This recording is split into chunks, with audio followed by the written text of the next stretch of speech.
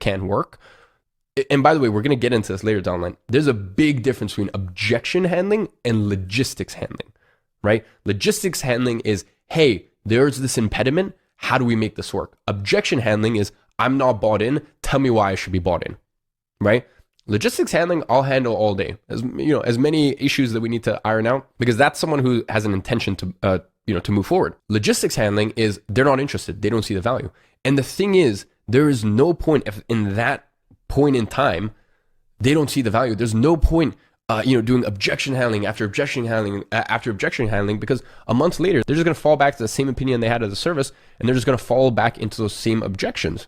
The other thing you need to understand is that product-based sales is mainly about price and features, okay?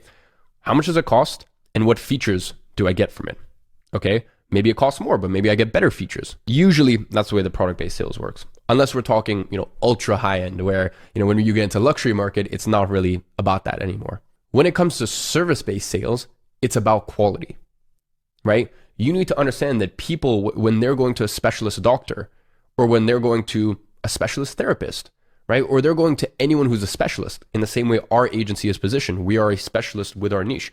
They don't look at price anymore. It's a factor, but the main thing that they're looking at is quality, because they understand that it is 100x difference between one service-based business and the other when it comes to the care, attention, and also results that you're going to get. So next thought that I want to leave you with is, with service-based sales, we have to be very honest about whether we can do what we say we can do, right? And if we're still 50-50, then we also have to be honest about that. It's so funny. One of my best sales tactics, and anyone who's in CPA and has seen the 15 hours of breakdowns that I've done, and you've seen me absolutely kill sales calls, out of like 12 case studies. You see me close clients like that, and then you see me when I'm a little shaky, and I've literally shown that on purpose so that way you can see what it's like when I'm not on point, right? When maybe I've just come back from a trip, I'm feeling a little tired, a little sleepy, or just maybe I've just been a little stale. Maybe that month we haven't had many sales calls, so I'm just feeling a little rusty. And I've shown you ones, as I said, where I'm very on point, and I've shown you ones where also I tell the client, my favorite sales tactic is just telling the client why I hold the position that I do, and just being very honest and just being like, hey, I'm 50-50 on this for this reason. And I think, I have 70% certainty that we can get you results, but I also have 30% certainty that, it may not happen. Now, my agency, that's fine because the guarantees that we have, but as I talked about in the pricing modules, that's not something I recommend when you first start out. So the reason I say that is because being honest with your intentions for me has been one of the best sales tactics, right? So we're going to go through all of this in this phase. And as I said, in terms of agency specific stuff, you're going to get the best agency specific sales training out there.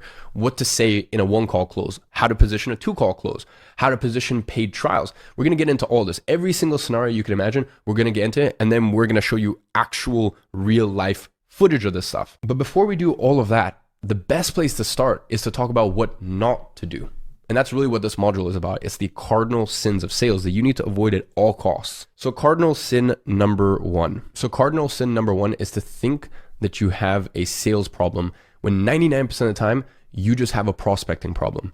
You see, sales is glitz and glam, but you need to understand that 70% of the time when a prospect gets on the call with you, their decision is already made. When it comes to sales, really, it's 3 things. Is the client bought into the service?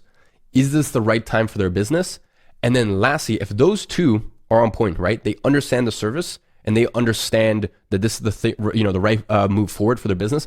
And they also have the drive to move forward with this right now. Because here's the thing, right? There's so many things I know I should be doing in both of my businesses that I said, I know I should be doing, but I just don't have the time. Logistically, it just doesn't make sense right now.